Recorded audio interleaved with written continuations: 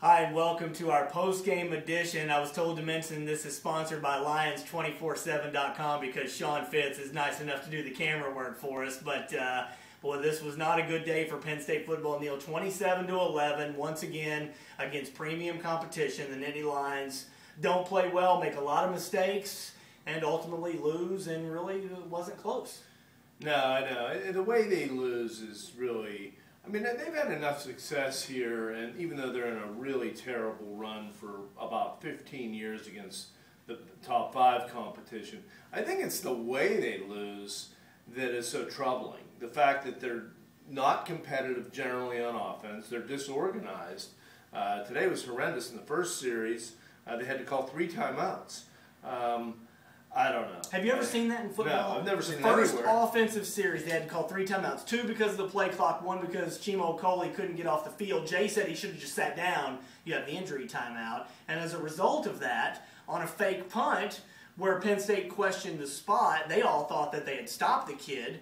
Well, they didn't have any timeout, so they couldn't challenge the call. And that's the situation you get yourself in with some bad organization. Yeah, no question. I think they try to get too cute. Joe talked about it afterwards. There was an alignment that they saw because the first time out was pretty early in the play clock. It wasn't like that was about to expire. But it's just one thing or another. The receivers really let them down today. I thought both quarterbacks threw a lot of bad balls, but then there were times where I think Bolden looked pretty good. I think that he took a step toward maybe solidifying that position. Well, let's put this out there. Derek Moy is a great kid. He's a good team spokesman. But Derek Moy dropped a key pass last week against Indiana State that really meant nothing in that kind of game. Dropped some passes today. If he's an all-conference wide receiver and a leader of a team, he's got to make those catches. And Penn State's got to have playmakers making plays if you're going to win these kind of games. I think he's a good player. I think he's off to a tough start. It's probably in his head a little bit right away against Indiana State. He had a chance for a touchdown. Now they haven't had a touchdown pass in 2 games. But you said it last week. Evan Lewis gets off to a tough start. Sometimes you only get 1 shot. Now that kid did get another shot. If Derek Moy gets off to a tough start, they don't win games. I mean, you've got to have your key guys. Guy's a senior. He's got to make those catches. Yeah, he does. He came back with a great catch later. Game was over at that point. Justin Brown dropped a play. Devin Smith, I mean, he's getting a lot of opportunities for a guy who's produced very little.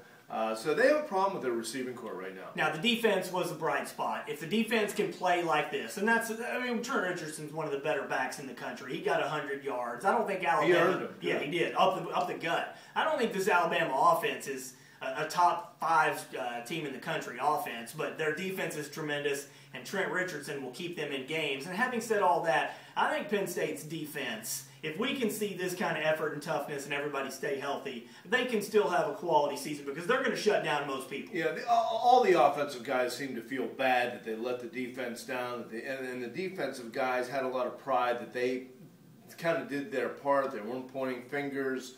But I agree, and a lot of guys felt that this is a better team than it was a year ago, and it was even a little more competitive in this game during parts of the game than it was at Alabama. So, but now you have really 2 exhibition games to try to get well. You're going to go to Temple. It's going to definitely be a letdown, but Temple's probably in the wrong place at the wrong time. Yeah, it is very disappointing. This is the 9th consecutive loss against a top 5 team. Haven't beaten a top 5 team since Arizona in the '99 opener.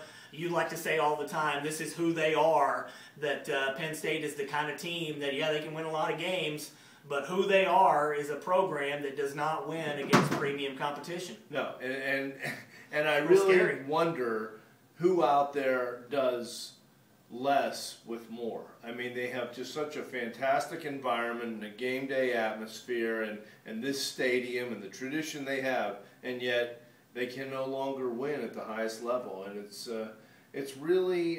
gotten to be just sort of a same old refrain that I think a lot of people are tired of it. It's a great atmosphere today. I do want to send congratulations and kudos to all the Penn State fans. I went out and spent a lot of time talking to Alabama fans before the game. They were all very thankful and respectful of the Penn State fans who showed them a great time, just like Penn State's fans did last year in Tuscaloosa. Yeah. So. And then they were even more gracious. They trotted out this offense. Yeah, exactly. All right, for Neil Rudel, I'm Cory. Thanks for tuning in.